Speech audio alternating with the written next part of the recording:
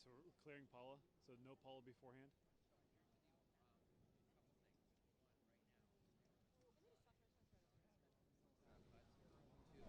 Got it. Okay. All right. So then they want the walk up, so you'd still be talking, Got but it. you won't be on camera. But just pretend you are. So just don't move. Yeah. It looks serious. Yes. Okay.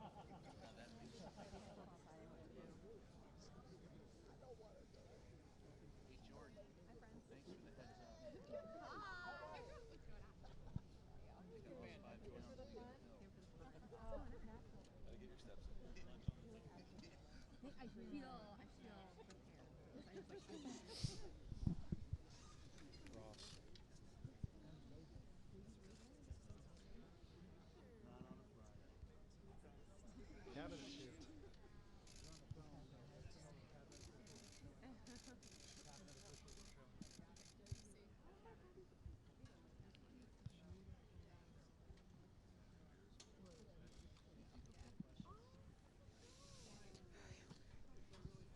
Hey, New York, can you hear me? Hello, New York. It's Josh. The cabinet has arrived. Hey, New Pompeo, York. Nielsen, Ross. Hey, Craig, what happened? Yeah. Who's this? Yep. Mr. Dana Show live.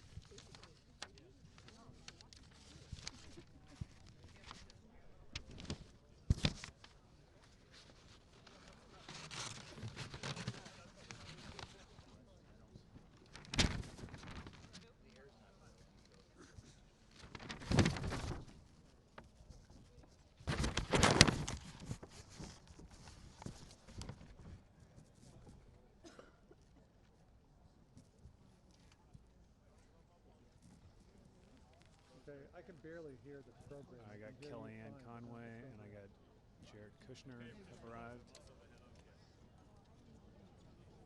Hey, can you crank up? Lots of Can you crank up smiles. program, please? I can barely hear.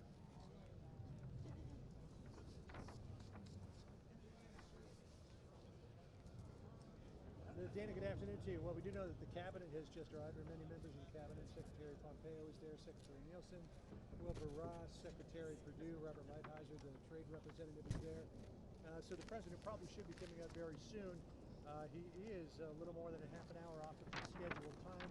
My understanding is that he's just going over some of the finer points of the speech. We still do not know exactly what the president is going to announce today.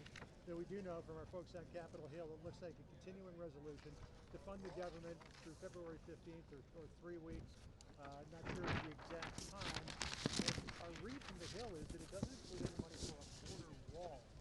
Now, this was a non-starter for President Trump, who recently, as yesterday, said any CR needed to include some sort of down payment or prorated amount of money for his border barrier.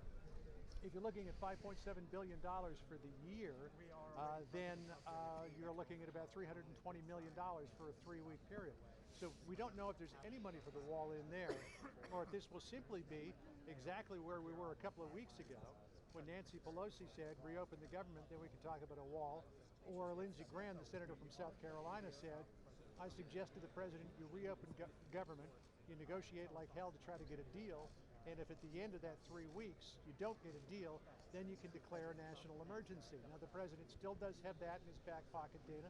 He alluded to that yesterday. But here's the thing with a national emergency. The second that the president plays that, he's going to get hauled into court in a district that is encompassed in the Ninth Circuit Court of Appeals jurisdiction. And he will likely be enjoined by a court because that's been the history of those districts. And if he is, he's played his last card. and he doesn't want to play his last card, so he wants to negotiate. But this idea of opening government and then negotiating with the Democrats has been unpalatable because he's probably pretty sure that as soon as he opens government, Democrats will suddenly go, border security? When were we ever talking about border security? So that's why he's been so adamant to try to get something in any kind of budget measure, because he's pretty sure that if he opens the government, the Democrats will turn their backs on him. We'll see. Maybe he's got a more concrete deal than that.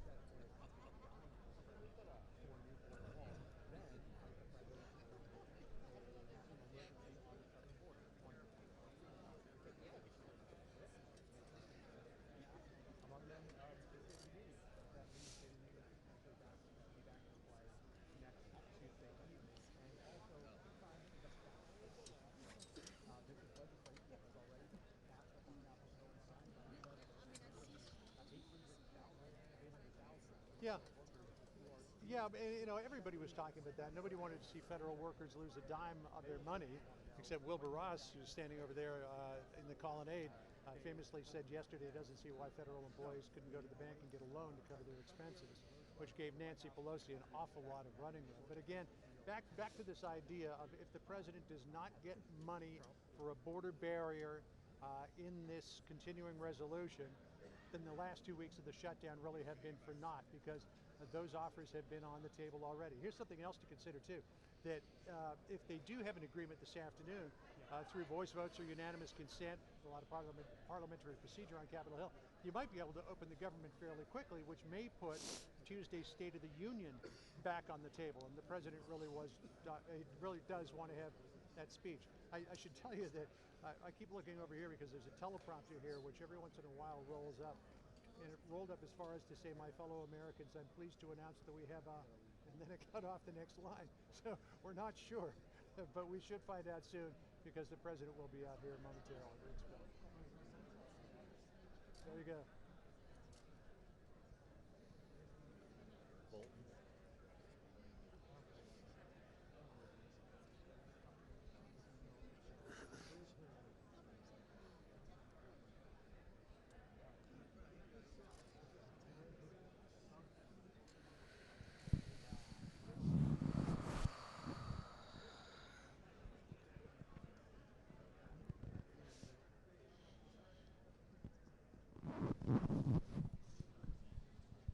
In New York.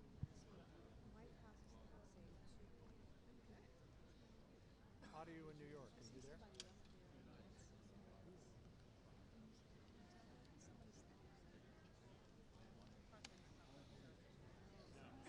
We'll find out soon enough.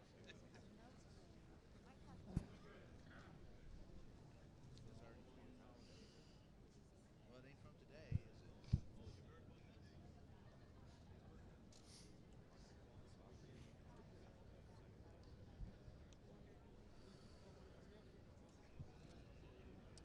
Back figuring.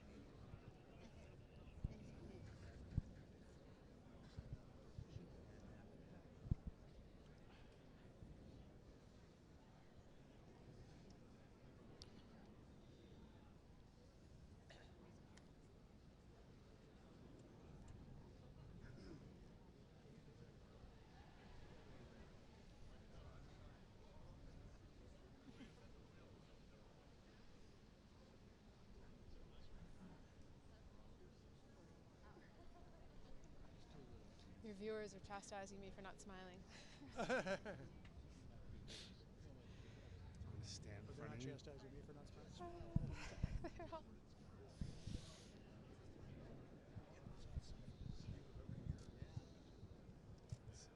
And you responding to everyone. no, I don't respond. I To can't. fuck off. No, they're most of them are just kind of funny because they can see me in a shot, but I must look really intense because I'm trying to like think through all of these questions. I'm gonna stand like this. It's totally fine. It's all part of the game. Unfortunately, that means if you're on, then I'm on too. At least it's the back of you, and you look like you're doing something very important.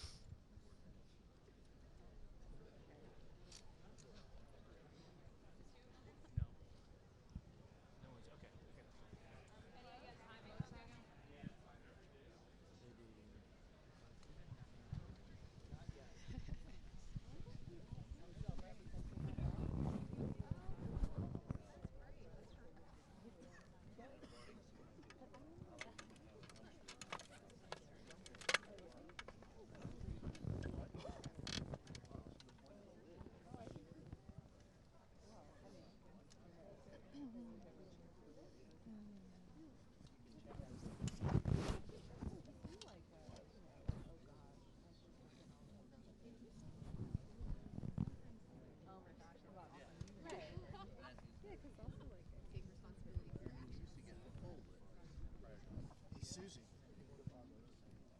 Walsh.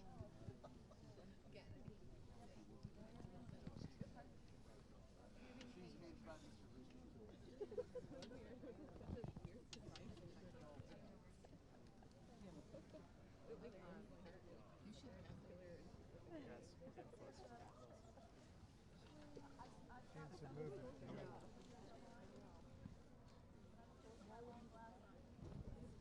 Been waiting for Roger Stone's flight to get here. Let's see what came out the end. Doing the Nixon wave.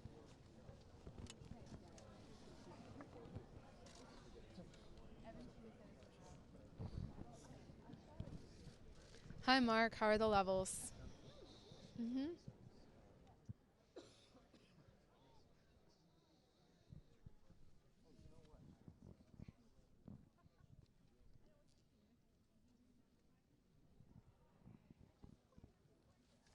New York, I think we're getting close.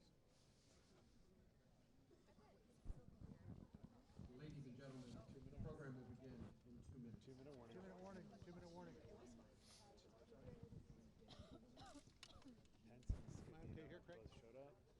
Thank you.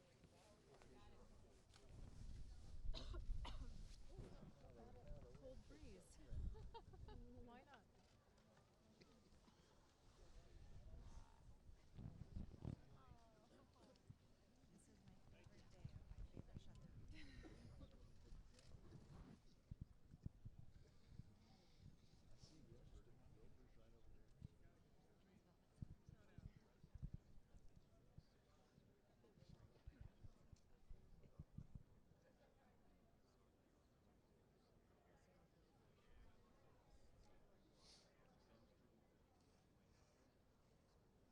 New York, tell her we're inside the 2 minutes. I'll get back.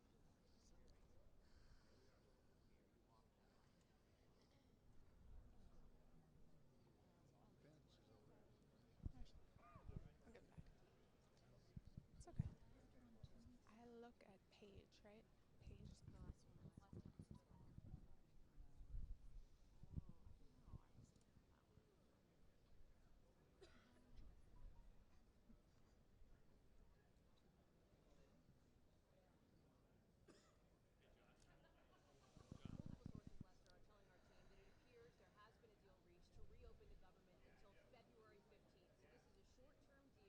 Paige is the last one. You want me to drop down? That's why I asked if I was okay with it.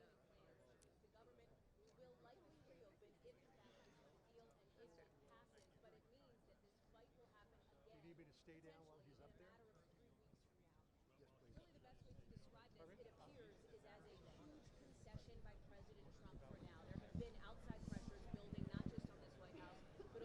Yep, I'm here. I'm here. I'm here. I'm here. I'm here.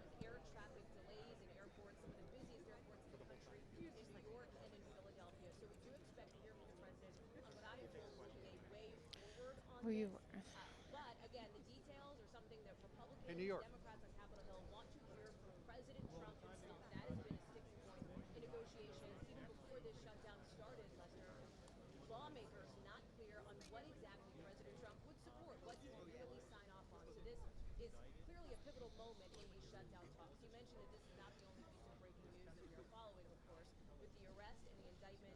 Yeah, I never went away.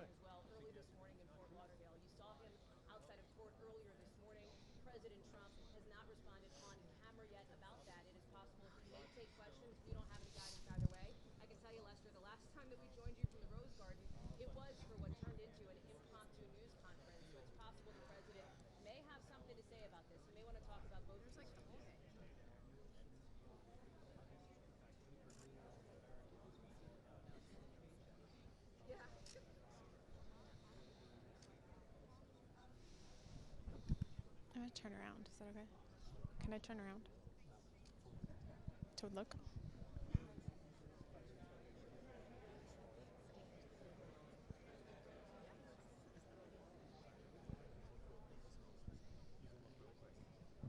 Oh, I just wanted to turn. When can I turn around?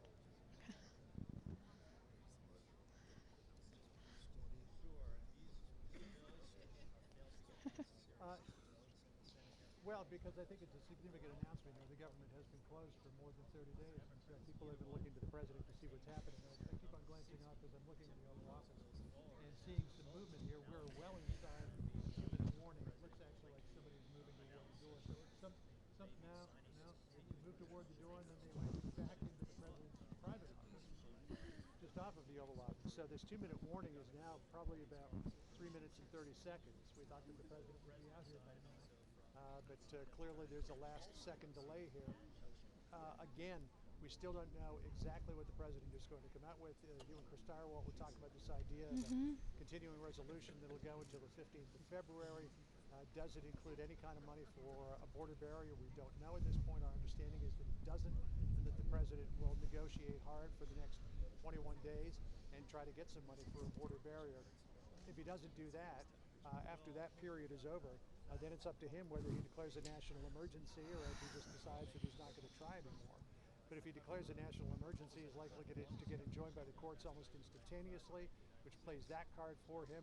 And then he's got to try to go back to Congress and get money for a wall, which he likely won't as long as Nancy Pelosi is the speaker. So it's going to be very interesting to see how the president threads the needle politically this afternoon so that he doesn't make this look like an absolute capitulation to the demands of the Democrats.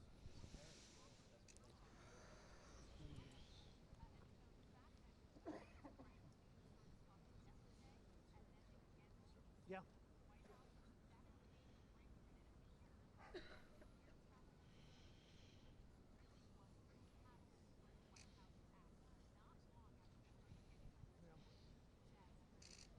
Yeah, well, perhaps you could do that, but you know what? You could have done that going into. Ladies and gentlemen, the President of the United States. The door of the Oval's opening, the president's coming out. So, Dean, I'll turn it back over to you.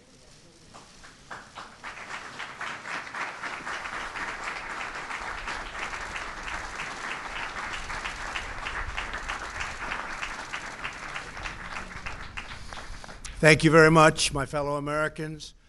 I am very proud to announce today that we have reached a deal to end the shutdown and reopen the federal government.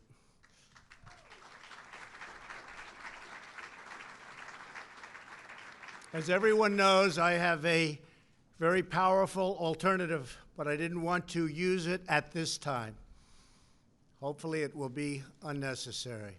I want to thank all of the incredible federal workers and their amazing families who have shown such extraordinary devotion in the face of this recent hardship. You are fantastic people. You are incredible patriots. Many of you have suffered far greater than anyone but your families would know or understand. And not only did you not complain, but in many cases you encouraged me to keep going because you care so much about our country and about its border security. Again, I thank you. All Americans, I thank you. You are very, very special people. I am so proud that you are citizens of our country. When I say make America great again, it could never be done without you. Great people. In a short while, I will sign a bill to open our government for 3 weeks until February 15th. I will make sure that all employees receive their back pay very quickly or as soon as possible. It'll happen fast. I am asking Senate Majority Leader Mitch McConnell to put this proposal on the floor immediately. After 36 days of spirited debate and dialogue, I have seen and heard from enough Democrats and Republicans that they are willing to put partisanship aside, I think, and put the security of the American people first. I do believe they're going to do that. They have said they are for complete border security, and they have finally and fully acknowledged that having barriers, fencing, or walls, or whatever you want to call it, will be an important part of the solution. a bipartisan conference committee of House and Senate lawmakers and leaders will immediately begin reviewing the requests of our Homeland Security experts, and experts they are, and also law enforcement professionals who have worked with us so closely. We want to thank Border Patrol, ICE, and all law enforcement. Been incredible.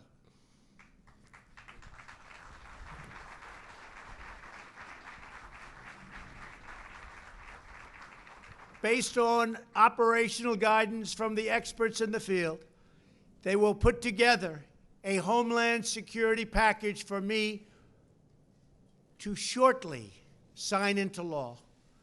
Over the next 21 days, I expect that both Democrats and Republicans will operate in good faith. This is an opportunity for all parties to work together for the benefit of our whole beautiful, wonderful nation. If we make a fair deal, the American people will be proud of their government for proving that we can put country before party.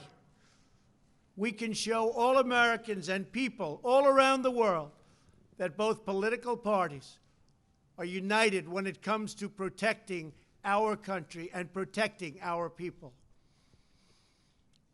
Many disagree, but I really feel that working with Democrats and Republicans, we can make a truly great and secure deal happen for everyone. Walls should not be controversial. Our country has built 654 miles of barrier over the last 15 years, and every career Border Patrol agent I have spoken with has told me that walls work. They do work. No matter where you go, they work. Israel built a wall, 99.9% successful. Won't be any different for us. They keep criminals out. They save good people from attempting a very dangerous journey from other countries, thousands of miles, because they think they have a glimmer of hope of coming through. With a wall, they don't have that hope.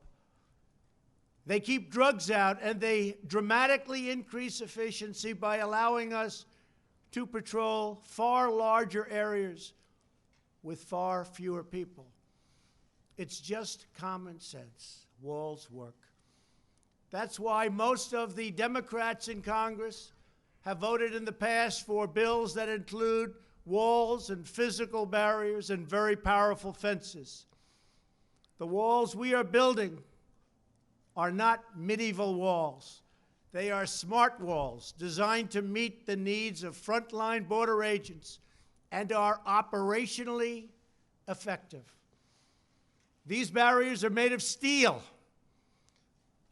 have see-through visibility, which is very important, and are equipped with sensors, monitors, and cutting-edge technology, including state-of-the-art drones.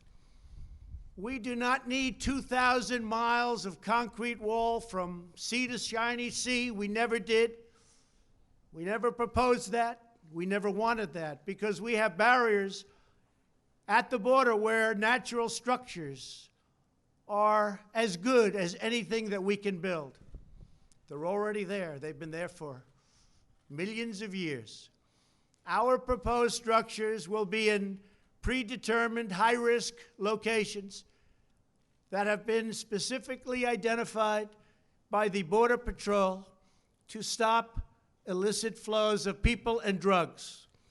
No border security plan can ever work without a physical barrier. Just doesn't happen. At the same time, we need to increase drug detection technology and manpower to modernize our ports of entry, which are obsolete. The equipment's obsolete. They're old. They're tired. This is something we have all come to agree on and will allow for quicker and safer commerce. These critical investments will improve and facilitate legal trade and travel through our lawful ports of entry. Our plan also includes desperately needed humanitarian assistance for those being exploited and abused by coyotes, smugglers, and the dangerous journey north. The requests we have put before Congress are vital to ending the humanitarian and security crisis on our southern border.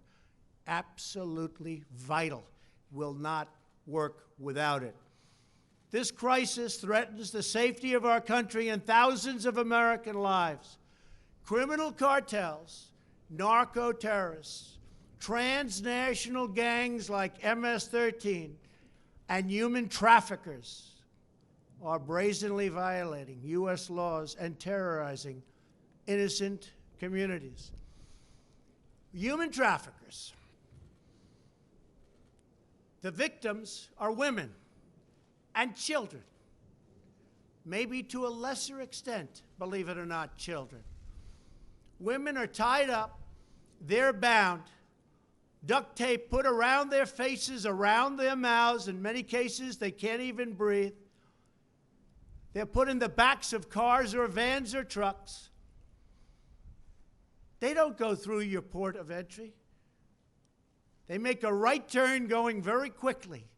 They go into the desert areas or whatever areas you can look at. And as soon as there's no protection, they make a left or a right into the United States of America. There's nobody to catch them. There's nobody to find them. They can't come through the port, because if they come through the port, people will see 4 women sitting in a van with tape around their face and around their mouth. Can't have that. And that problem, because of the internet, is the biggest problem. It's never been like this before that you can imagine.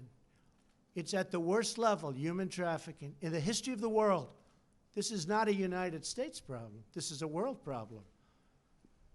But they come through areas where they have no protection, where they have no steel barriers, where they have no walls. And we can stop almost 100% of that.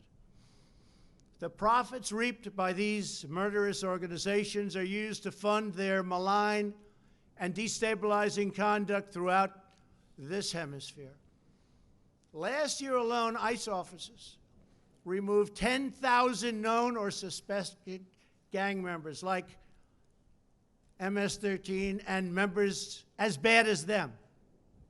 Horrible people, tough, mean, sadistic. In the last 2 years, ICE officers arrested a total of 266,000 criminal aliens inside of the United States, including those charged or convicted of nearly 100,000 assaults, 30,000 sex crimes, and 4,000 homicides, or as you would call them, violent, vicious killings. Can be stopped. Vast quantities of lethal drugs, including meth, fentanyl, heroin, and cocaine, are smuggled across our southern border and into U.S. schools and communities. Drugs kill much more than 70,000 Americans a year and cost our society in excess of $700 billion. The sheer volume of illegal immigration has overwhelmed federal authorities and stretched our immigration system beyond the breaking point. Nearly 50 migrants a day are being referred for medical assistance. They're very, very sick, making this a health crisis as well. It's a very big health crisis. People have no idea how big it is unless you're there. Our backlog in the immigration courts is now far greater than the 800,000 cases that you've been hearing about over the last couple of years. Think of that, though. 800,000 cases because our laws are obsolete. So obsolete. They're the laughing stock all over the world. Our immigration laws all over the world, they've been there for a long time, are the laughingstock all over the world. We do not have the necessary space or resources to detain, house, vet, screen, and safely process this tremendous influx of people. In short, we do not have control over who is entering our country, where they come from, who they are, why they are coming. The result for many years is a colossal danger to public safety. We're going to straighten it out. It's not hard. It's easy if given the resources. Last month was the third straight month in a row with 60,000 apprehensions on our southern border. Think of that. We apprehended 60,000 people. That's like a stadium full of people, a big stadium. There are many criminals being apprehended, but vast numbers are coming because our economy is so strong. We have the strongest economy now in the entire world. You see what's happening. We have nowhere left to house them and no way to promptly remove them. We can't get them out because our laws are so obsolete, so antiquated, and so bad. Without new resources from Congress, we will be forced to release these people into communities, something we don't want to do, called catch and release. You catch them. Even if they're criminals, you then release them. And you can't release them from where they came, so they go into our country and end up in places you would least suspect. And we do as little releasing as possible, but they're coming by the hundreds of thousands. I have had 0 Democrat lawmakers volunteer to have them released into their districts or states, and I think they know that, and that's what we're going to be discussing over the next 3 weeks. The painful reality is that the tremendous economic and financial burdens of illegal immigration fall on the shoulders of low-income Americans, including millions of wonderful, patriotic, law-abiding immigrants who enrich our nation. As Commander-in-Chief, my highest priority is the defense of our great country. We cannot surrender operational control over the nation's borders to foreign cartels, traffickers, and smugglers. We want future Americans to come to our country legally and through a system based on merit. We need people to come to our country. We have great companies moving back into the United States. And we have the lowest employment and the best employment numbers that we've ever had. There are more people working today in the United States than have ever worked in our country. We need people to come in to help us on the farms and with all of these great companies that are moving back. Finally, they're moving back. People said it couldn't happen. It's happening. And we want them to enjoy the blessings of safety and liberty and the rule of law. We cannot protect and deliver these blessings without a strong and secure border. I believe that crime in this country can go down by a massive percentage if we have great security on our southern border. I believe drugs, large percentages of which come through the southern border, will be cut by a number that nobody will believe. So let me be very clear. We really have no choice but to build a powerful wall or steel barrier. If we don't get a fair deal from Congress, the government will either shut down on February 15th again, or I will use the powers afforded to me under the laws and the Constitution of the United States to address this emergency. We will have great security. And I want to thank you all very much. Thank you very much. President!